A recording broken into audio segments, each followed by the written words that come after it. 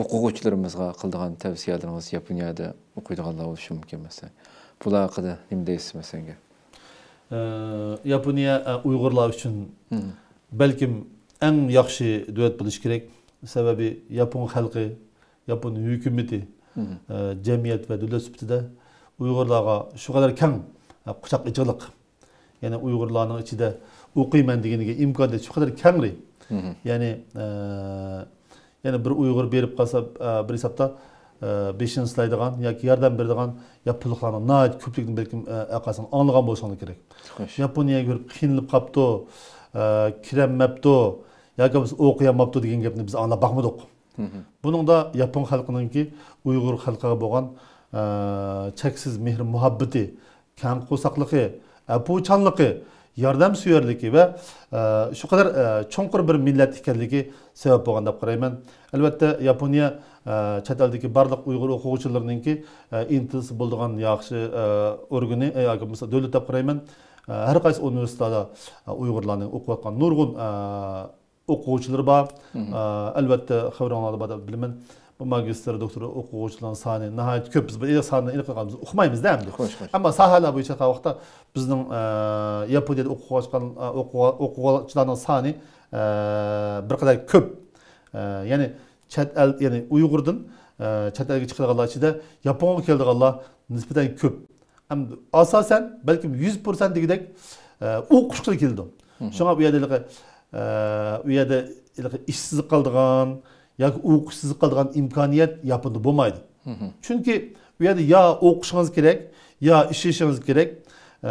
Bu ikkisining birisini tanlashda. Şu mendemde Yaponiya chet eldagi barliq Uyg'ur o'quvchilari intilisi bo'lgan joy. Yapon til nuqtasi qilgan vaqtda grammatikasi Uyg'ur tiliga nihoyat yaqin keladi. Bizningki odatdagi masalan mening leksiyam yaponchada bir qancha Uyg'urning bir gapi bor. Siz yaponcha so'zlasangiz xuddi Uyg'ur so'zigidek anglandi deb. Bu bir yumurliq gap aslida. Demak, shu qadar tabiiy endi. Bir Uyg'urning yaponcha so'zlashi shu qadar bir normal ahvolda. Hayron qolmaydi. Grammatika qurilmasi jihatdagi, fonetiki va leksika jihatdagi zo'r darajadagi o'xshash deylamdi. Zo'r bir o'xshashlar bor. Bu tadqiqotga ayron bo'lishi kerak. Bu jihatga qaraganda chet eldagi Uyg'ur o'quvchilar cho'qim Yaponga bas bo'ldi deb o'ylayman. Buningki til o'tkili cho'qim bor, Yapon tili o'lchimi, Yapon tili o'tkili bor. Bundan men demisam bilsa o'tish kerak endi bu. Menimcha u qadar bor ekan emas. Chunki bularning tilida Hanzu jihat bor. Bizning Uyg'urlarimiz asosan Xitoycha biladi. Ondan grammatikasi bizning grammatikimizga yaqin. Ondan boshqa hiragana, katagana deb qo'ydi. Bu ham bu 50 dan 100 arab endi 10 murakkab narsa emas. Bu Yaponiya turmushiga kirsa, buni tabiiy holda o'rganib ketadi. Endi biz hozir endi Yaponiya grajdani shu davlatdan fuqarosi bo'lib yashayapmiz. Bu yerga ham shu xil salohiyatdan keldik. Menimcha qo'yganda Uyg'urlar o'zini kuchaytirish uchun Yapondagi barliq imkoniyatlardan cho'qim foydalanish kerak. Bu fursat. Ondan yana bir nuqta davlat tavalligi nuqtasini qaragan vaqtimizda nurg'un Uyg'urlar Yaponiya davlat tavalligiga iltimos qildi. Men anglaganim ishida chiqmaganlari yo'q. Xo'sh. Bir oz vaqt ketib qolishi mumkin. Har birimizning shaxsiy ahvollari o'xshamaydi u. Xo'sh. Unda ushaq masala bo'lishi mumkin. U bir normal ahvol. O qonun bo'lgan ekan. Ammo bir Uyg'urni davlatga bermay qoidani tuzilgan bir gapni anglab boqmadik. Bir Uyg'urni bir universitetga kiraman degan gapni anglab boqmadik. Uyg'urlar Yaponiyada qilman deganni qilyotdi, deyman deganni davatdi. Menimcha Yapondan ortiq bir yaxshi bir davlat balkim bo'lmasi mumkin. Ammo Turkiyaga kirib isqinim bu Turkiyaning muhiti. Turkiyadagi ta'sirotingizni bu alohida bir yaxshi bir muhit ekansizlar. Bu muhitdan men ko'p narsani o'rgandim, his qildim.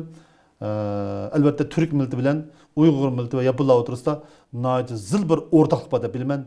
Tilga nihoyat zil kelamiz. Ya'ni bu Yapon tili, Turk tili bo'lsin, bular har ikkisi falsafiy til. Ben leksiyada dedim Uyg'ur tili falsafiy til deb.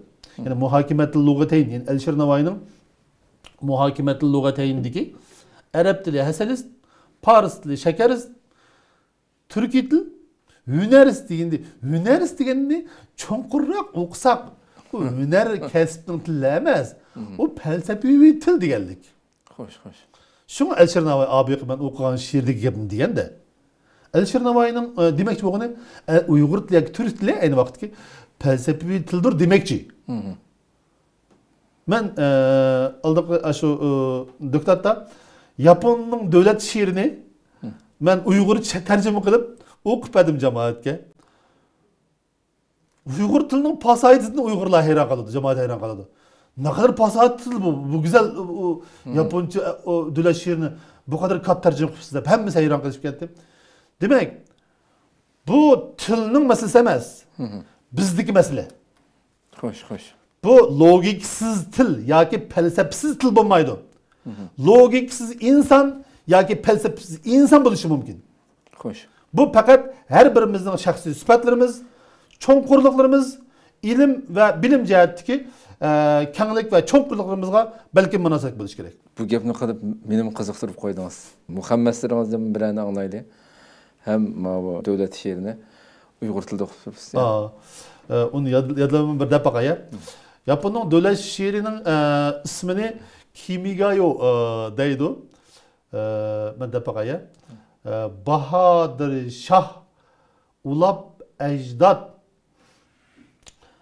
çik feryat nitey heyhat kutup yıldız cinim evlat xinim kaynak dilim uygak tevarih yazmışın haktur pezilet pazılın yektur nihayet encümen şeksiz Kutatsın kut cihan kovnak degan şekilde tercüme kıldım. Devlet şiirini. Devlet şiirine. Bularning bu şiir ameliyatda Japoncasini ko'rsanglar bundoq bir qancha masalan Xitoylarning masalan 7lik yoki 4lik degandek ashuna bir shaklda yozilgan bir şiir. Bu şiir ameliyatda bu 1000 yillar burun, ya'ni Yusuf Qasasovning zamonida yozilgan şiir ekan. Davr jihati qaragan vaqtimi şu davr bo'lganligi tufayli men amalning baricha Uyg'ur tilining eng cho'nqur, ya'ni davlatga oid bo'lgan qismini ashaga kirgizishga tirishdim. Ama bek yaxshi chiqibdi bu haqiqatan. Demek bu birinchi misra demoqchi bo'ldim, bu shohlarni muhim bildi bularchi. Bu Bahadır Şah, ulab ecdat, chik feryat, nitey hayat. Bu ne kadar zor bir azap çekmedi de. Ama şu kadar azap çeksimi bu şah bu devletin devletke halkını halk ulavatı bir yerde çok. Andın ikinci misrasıdaki kutup yıldız cinim evlat. Bu evlatın şu kadar mühim biliyordu. Kenim kaynak kaynaktır da dilim uygak. Şu kadar hoşyar da bu millet. Tevarih yazmışın haktur diyor. Tarih yazıcısın mukarrer demekçi. Yapıllıklar cahan tarihini yazgan olsa o hak. Pezilet pazılın yektur. Sendeki pazıllar, pezilet ilgilileri bu elbette hazır yapılık olan pezileti kandak cahanı andan kaldırgan olsa ve aynı vakitte hem Mahmud Kaşgar'ın kitabında bu Cabırqa doğruluk söz var. Biz Cabırqa diyen söz Uygurca, Japonca ayetken vaxtımızda Cabırqa, Yapon deb tercüme kılınmadı. Mahmud Kaşgar'ın Türkler divanında bu Cabırqa yani Yapon olan adamların terisi akken nihayet sılık spay bulayım ki deb anladık. Ama bu tilini bildiği adam yok. Aslında Mahmud Kaşgar'ın aşı zamandı mı Mahmud Kaşgar'ın kulu yetkende bununki. Bu Japonya yaptı bu Mahmud Kaşgar'ınki bayanı nihayet kısa ama pek menilikte. Bu bir kanca cümleden bir nesne tasarruf olması mümkün. Şu kadar spaya, şu kadar yani ahlaki cihette bir yetilgen, bir mulayim bir millet ikenligi. Ama hazırım Japonya yaşayanlar benim bu yerdeki ahlak, bu yerdeki apoçallık, bu belki biz için bir yaxşı bir ders ülgü buluş gerek. Bu meni qara vaqtimizda hamda biz yapılıqadın o ahlak cihetli hem özümüzdeki ma'lum bir taraflarını ko'rishimiz kerak. Hamda bu she'rning eng oxirisi nihayet encümen sheksiz deganning ma'nosi bu kollektivning shu qadar muhim biladi bular. Jamoat ishini. Ötkende bir nait kısık bunu saymak kadar Nissan degan şirketinin ki direktörünü Bütün dünya kabul ediyor. Bu aşı oğurlukça çıkırdın çıkatı da çambudanın işçiye kaçılap Amerika'nın ve Türkiye'nin adamları bunu keyin Livan'a kaçagan oldu bu halkaralı bir çoğun bir tim oldu. Hoş. Demek ki oğlum aşı Dayton bir gibi var. Yapon kadar bir narazılık var da bir hesapta bir düşman bu kaldı da bu adam dedi. Ben kas küçürdüm dedi. Bu yapılık ama benim kasıl dedim. En ağır degen bir mühim söz bana tesir kıldı. Adattaki yapılıklarımı nihayeti inçki nihayeti zil kilidi ve bula optimatikal tabi yolda teşkil ne dedi. Birisi bir eğiz gel kılmaydı teşkil ne millet bula. Ben abi müşekkekice ustazın bunda bir sözden aldım. Uygur'da hemmisi akıldarken birisini gibiden anlamaydıken hatta biz Afganlarçılıkın bulamaptığımız da oldu. Benim ekip koyan bir ustazımız. Özür billah. Ben şu kadar hayran kaldım. Ama demek ki oğlum bu yapıldıklardaki bu kıl fazilet, bu kıl ahlak, bu kıl devlet şiirde nihayet yaxşı ifade edildi. Yani nihayet encümen şeksiz kutatsın kut cahan kunak. Yani şu cemaat bilen biz gülünümüz. Bunun bilen cahan gülünüdür. Deydi de. Demek şahsını muhim bildi o. Her bir şahıs bir en güçlü de yapıldık için. Eğitimen ki her bir yapıldıkka şu kadar estadil muamele kıldı. Xuddi devletki muamele kılgandek. Ama bir Uygur kandak muamele kıldı.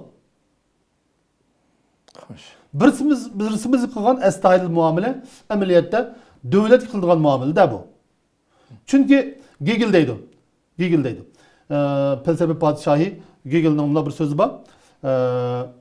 İnsan aslında devlet şekilde yaratılgandır dedi. Bizim bunun vücudumuz ameliyette Allah tarafından bir hesapta devlet şekilde yaratılgan da. Bunun için sot var. Bunun içinde o parlament turuptu. Bunun içinde icraatçılar var. Bunun içinde avam var. Bunun içinde çak var. Yani rol var. Gigilleydi bu gene. Benim bir yerde yapılıkan tekrar sebebi bir insan kılınan muamele ameliyette bir devlet kılınan muamele şekilde buluş gerek. Çünkü insanın mahiyeti devletlik mahiyet. Bu kıl mahiyet Japon'un devlet şiirde en yaxşı şekilde ifade edilgen. Ben Japoncasını okup hayacanlandım ve bu hayacanım ne? Şu 1000 yıl burunki Uygur tili bilen ve bugünkü Uygur tilimizin pas ayetinden ifade ettiriştim. Ve bizim barlığımız hem Uygur'un devletini kuruş için bu devlet kurmayı durup millet bulanmaydı. Siz bulanmaysınız. Ben bulanmayım. Uygur bulanmaydı.